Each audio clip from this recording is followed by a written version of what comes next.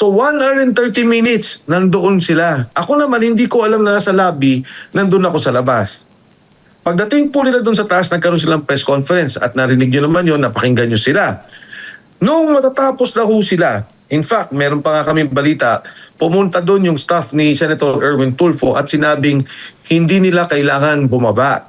No, may mga nagsabi daw pong gano'n. Pero bagamat gano'n, ayoko nang pakinggan yun. Baka naman hindi ko alam kung totoo yung kwento na yun. Pero alam nung staff nila ng Blue Ribbon Committee at ni Senator Erwin Tulfo na nandun sila. Bigla po nung bababa na sila, sinuspend ang hearing. Nung nandun ako sa labas, sabi ko, ba't ang tagal ito mga to? Tapos na yung hearing. Pumasok na po ako sa loob. Ayun, kailangan ko talaga mag-register sa website nila.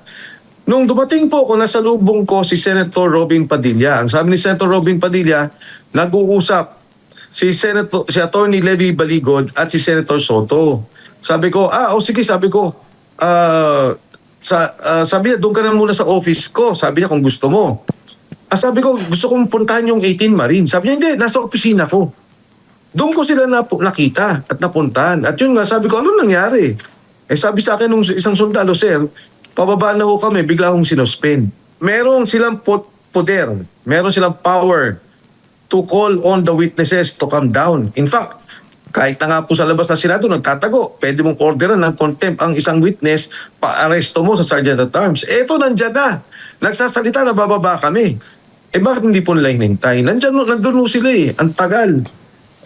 Ngayon, kung ang sinasabi nila ay hindi umattend, kaya tingnan nyo, tumigil na sila sa salitang yun na sinasabi nila, hindi umattend, hindi nagpunta, hindi yung totoo yun. Nandoon ang 18 Marines, kahit pinahirapan, papasukin sa loob ng Senado. Ito po yung pinakamainit na usapin ngayon na talagang itong pinag-uusapan sa Facebook.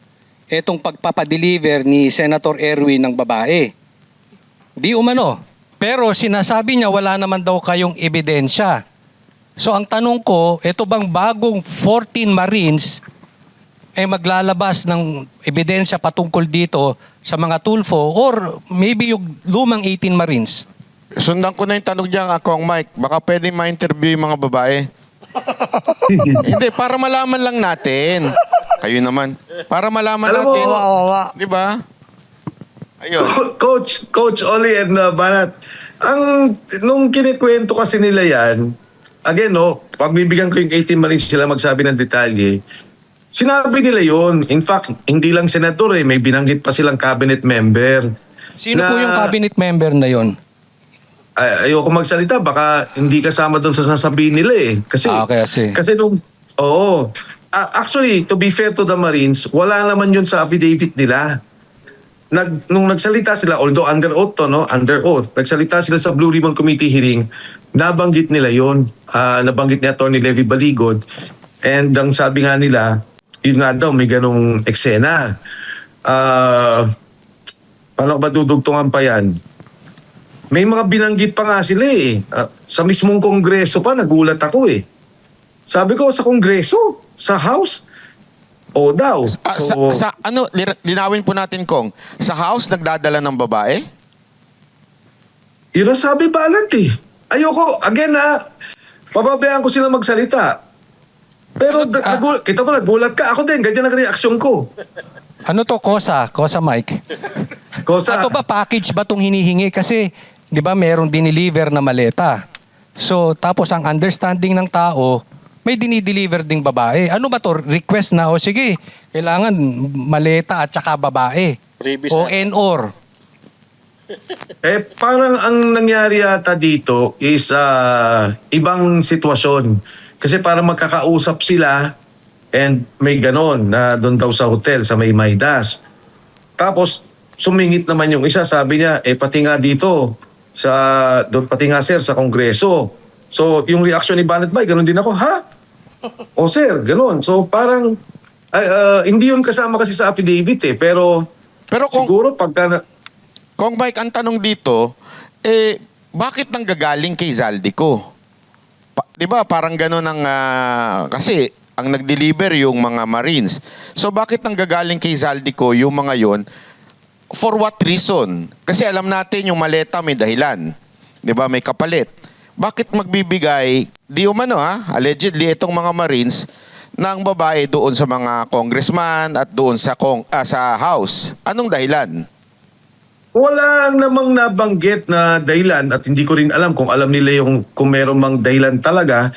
Pero ang dating sa akin is parang siguro pag nagiinuman sila, nagkwekwentuhan o kung ano man, may ganong eksena. Again, wala yan sa affidavit pero pwede nilang tanungin yung 18 Marines tungkol dyan at makikwento sila. Kung titingnan nyo po yung affidavit, marami kasi doon na parang general siya eh. Kaya nga nung tinanong nyo ako tungkol doon sa ano ba tong mga kwento sa senador, iba-iba yung sirkumstansya. Pati yung pag-deliver ng pera, iba-iba yung sirkumstansya. Pati itong sa babae na nabanggit bigla noon sa committee hearing, iba-iba rin yung sirkumstansya. Iba yung Maidas iba yung sa Congress. At madidinig niyo yung mga Marines kung tatanungin sila, hindi sila magsisinungaling, kaya nila magsalita tungkol dito. Kahit harap-harapan to, Kong Mike, kaya nilang sabihin to sa harapan ni Senator Erwin Tulfo? Ay, hindi na, walang kakaba-kaba itong mga to.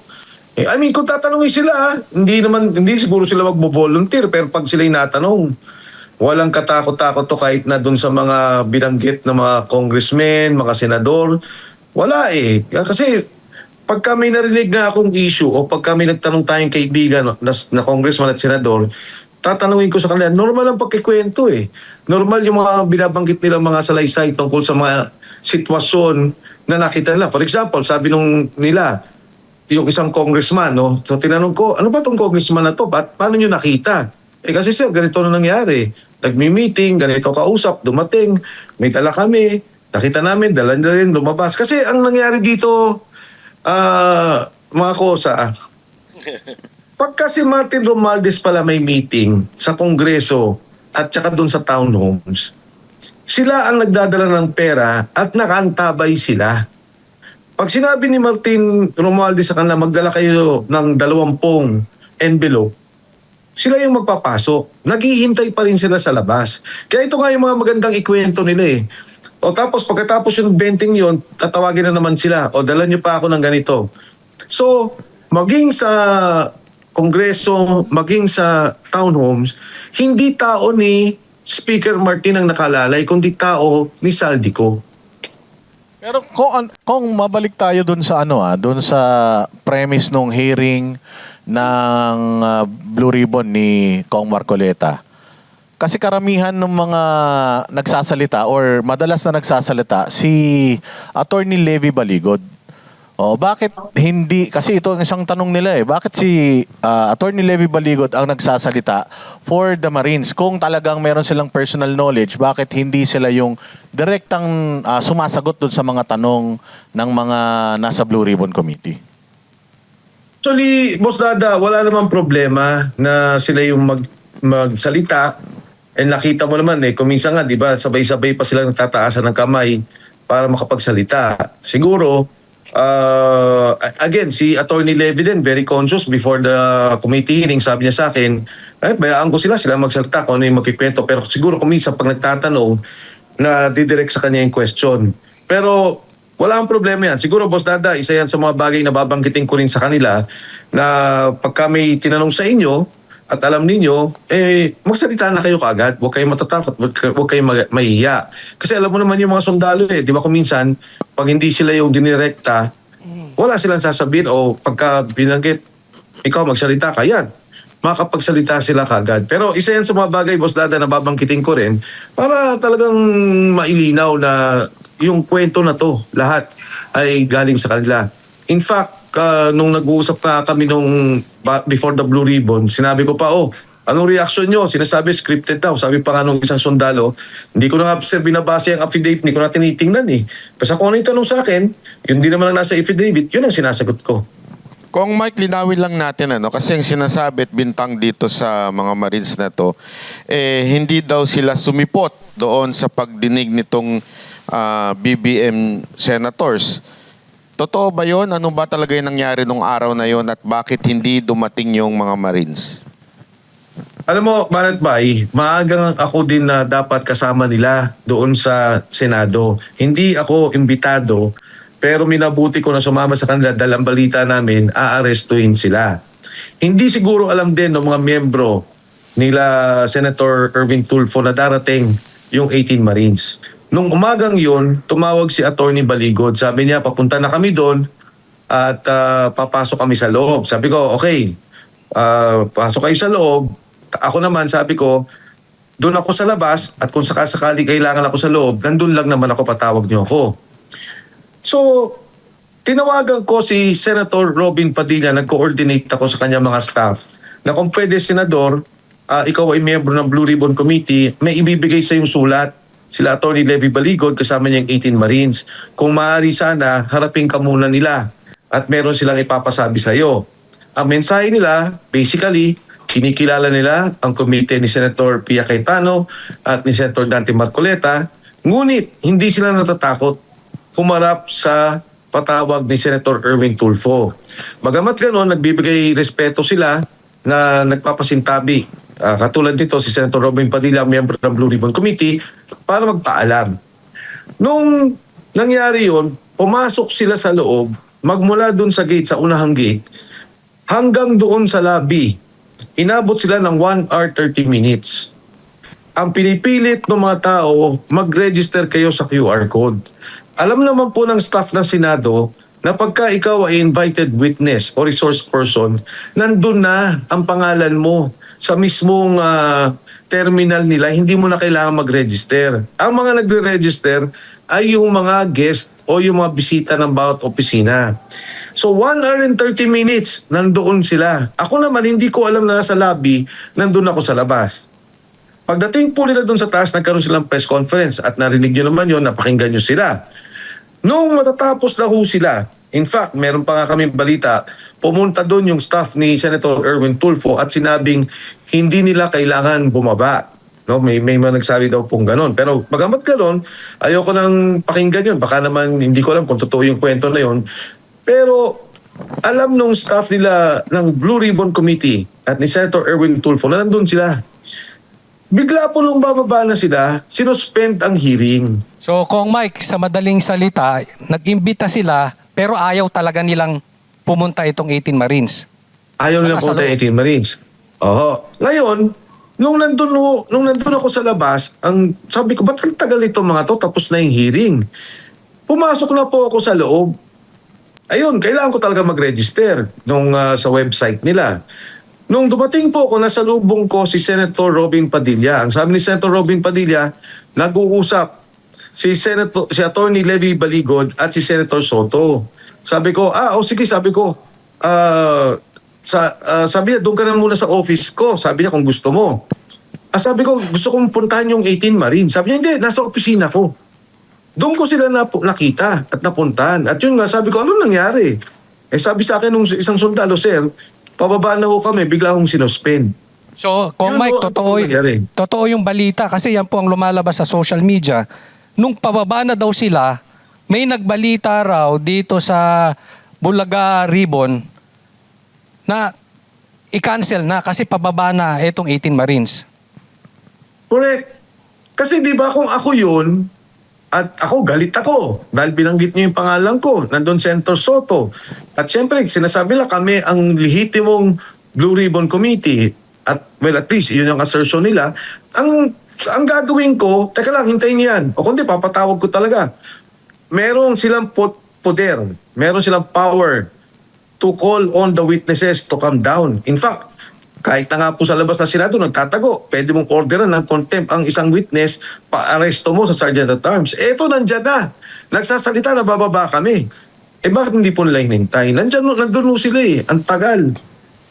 Ngayon, kung ang sinasabi nila ay hindi umattend, kaya tingnan nyo, tumigil na sila sa salitang yun eh.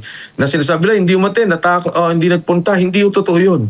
Nandoon ang 18 Marines, kahit pinahirapan papasukin sa loob ng Senado. Pagkatapos, nitong araw na to, napupunta ulit ang 18 Marines kasama ang 14 na mga sundalo.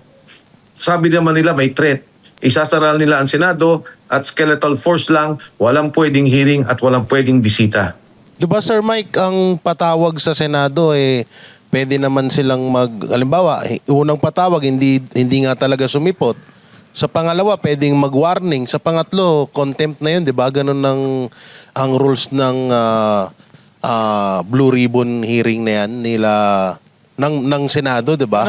Actually, panakot ni Jay. Panakot ni Risa Ontiveros. Yun yung sinabi niya sa isang interview niya na sa susunod, pwede na silang ipa-aresto pag hindi sila nagpunta. Hindi kasi ang pangit kasi sa nangyaring to, kung ano-ano na agad pinagsasabi ng mga senator about sa 18 Marines, kesyo wala daw ebidensya, wala daw ganito. Hindi pa nga nila nakakaharap Hindi pa nagsimula yung investigasyon kung ano-ano na yung pinagsasabi nila sa 18 Marines. So, kaya ko tinatanong kay Sir Mike kung sa susunod na hearing, kung pwede pa ba ulit ipatawag. Actually, parang Jay, talagang talagang nandun sila. Yung sinasabing hindi attend, palagay ko, tingnan nila yung timeline. Alam naman ng mga senador yun na nandun sila. Nag-register sila. Kung nakita niyo yung video, kailangan pa bumaba ni Robin Padilla para sunduin sila dahil ayaw silang papasukin. Di ba malinaw yun, yung bumaba? Sabi ni Robin, anong problema? Ba't di niyo sila pinapapasok? Ang tagal pa nun. 1 hour, 30 minutes po silang nasa labas para sa isang imbitado at witness ng Senado. Ang tagal nila naghintay. Kaya yung sinasabi ni Senator Risa Ontiveros, kasi sinungalingan po yun. Nandoon ang 18 Marines, handa silang humarap. Kaya po yung sinasabing ipapakontempt sila, nako, hindi nyo kailangan ipakontempt. Talagang pupunta sila. Okay, number 1, invitation. Umattend na kagad ng 18 Marines. Pero usually, invitation, warning, at pwede na lang i-contempt. Pero kung gusto po nila, pwede naman lang i-shortcut kagad yun. Magkaroon kagad sila ng contempt at ipa-aresto. Pero hindi maganda. Kasi ang katotohanan, nandun ang mga sundalo at hindi po sila natatakot. Ay gusto nila bukas magpatawag sila kahit Zoom Haharapin sila ng 18 Marines walang problema. Ayun. Sabi pa ni Erwin Tulfo, Kong Mike, sabi niya, hindi daw dapat pinag-aantay ang komite ng mga resource person. Dapat daw, kung talagang seryoso sila, dumiretso na sila, hindi na sila nag-press con. Kasi parang lumalabas, nagpapa-VIP pa daw sila. Tama naman si Senador Erwin Tulfo doon sa sinasabing hindi pinag-iintay ang komite. Pero siguro ang kailangan pagalitan ni Senator Erwin Tulfo ay yung kanilang mga OSAA, yung kanilang mga kasundaluhan na nandun at yung secretariat nila dahil naghintay ng 1 hour 30 minutes ang mga taong ito para makaakyat. Ayan, sa video nakikita po natin, ayaw silang papasukin dyan. Bababa pa dyan si Senator Robin Padilla. Meron po bang guest ang Senado na ganyan na pinag-iintay? Never happened. Walang ganyang sitwasyon. Ngayon, pangalawa, minabuti ng mga sundalo na magbigay muna ng abiso doon sa Blue Ribbon Committee. Dahil ang pananaungan po nila, ito po, 2 komite nagpatawag, kailangan nila magbigay kahit papano ng paalam para hindi naman sumama ang loob nung unang nagpatawag ng Senate Blue Ribbon Committee. Sabi naman nila, di ba, si Senate President pa rin ay si Alan Cayetano.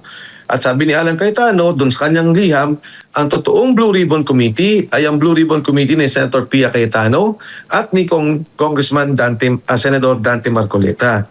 Kaya yung sandaling pag-iintay na yun, huwag naman sila magalit. Ang tagal na nagsalita nung 18 Marines, kayo lang nila pinatawag, nalit ng kaunti, nagagalit sila. And tagal na nagsalita ng mga to, hindi nyo pinapatawag, tinira nyo kaagad, nakasinungalingan, sinabi nyo kaagad na walang kwenta yung sinasabi. Ngayon lang kayo nagpatawag, na-delay ng konti, nagalit na kayo. So Kong Mike, malinaw ha. Ang kumakalat kasi nung bababa na daw yung nung tatapos na daw yung hearing nila, yung meeting nila, tsaka daw bababa yung Marines. So baliktad pala. Ayun ang lumalabas ngayon sa mga bias na media Ay hindi yung totoo yan. Kahit tingnan pa nila yung records na Senate Nandun sila sa gate anong oras. Bago sila nakakyat anong oras. 'Di ba? Tapos nung pababa sila biglang sinuspend. Actually, ang committee hearings, kuminsan nga yan nagla-lunch na habang nag-iimbestigasyon Lalo ganyan ka-importante, Blue Ribbon Committee, may nagsabi dun sa nakawan, flood control, pinakamalaking nakawan sa bayan. Hindi tayo pwede maghintay, mag-lunch, nandyan na yung mga testigo na gusto natin. Para namang atang hindi ata din tamang rason yon para magalit kayo sa 18 Marines dahil ang tagal na nagsalita, ngayon nyo lang pinatawag, konting kabagay-bagay sa isang malaking skandalo sa ating bansa, isang malaking nakawan, hindi nyo pwedeng hintayin. Inuulit ko, marami na akong committee hearings na napuntahan, maging sa Kongreso, as a guest, as the one calling for the meeting, as presiding officer. Kumakain kami habang naghihiring, lalo tigit sa mga importanteng batas, importanteng issue na dapat namin pag-usapan. So parang kung hugas kamay yung ginawa nila dito eh. Yung meeting nila, no? Kasi pang-aasar lang, pang-aasar, ginawang tinawag na kargador, parang ganun lang eh. Kasi nga hindi nila inaasahan na darating yung mga Marines. Wala talaga silang kahit yung mga senador, sila Senate President Alan Cayetano, hindi naman nila alam eh. So hindi rin alam nila Senator Erwin Tulfo. So ang balak nila, ito, hindi darating yung mga yan, siraan natin ang siraan. So tinawag si Attorney Matibag, may slide, may presentation pa. Biruin nyo naman, nagkakaroon sila ng hearing, ang nanonood 7,000. Nag-press con yung kabila, ang nanonood 60,000 nata o 70,000. Actually, 200 plus na nga ako eh. Naabot ng 200 plus. 200,000 to 7,000. Ibig sabihin, talagang gusto ng taong bayan ang pakinggan itong mga taong to. At hindi yung paninira na ginagawa sa kanila. Di ba, ngayon, narinig mo, kumakain ka. Ikaw ang senador ng isang napaka-importanting komite na tinatalakay ang isang napaka-importanting issue. Narinig mo, bababa na pala sila. O sige, hintayin natin. Papakinggan nga itong mga to. Hindi eh. Sabi, sandali lang. Alis mo na muna tayo. Sa susunod na hearing na lang. Sana pinakinggan na nila. Kong At Mike. pinabayaan lang magsalita yung mga Marines.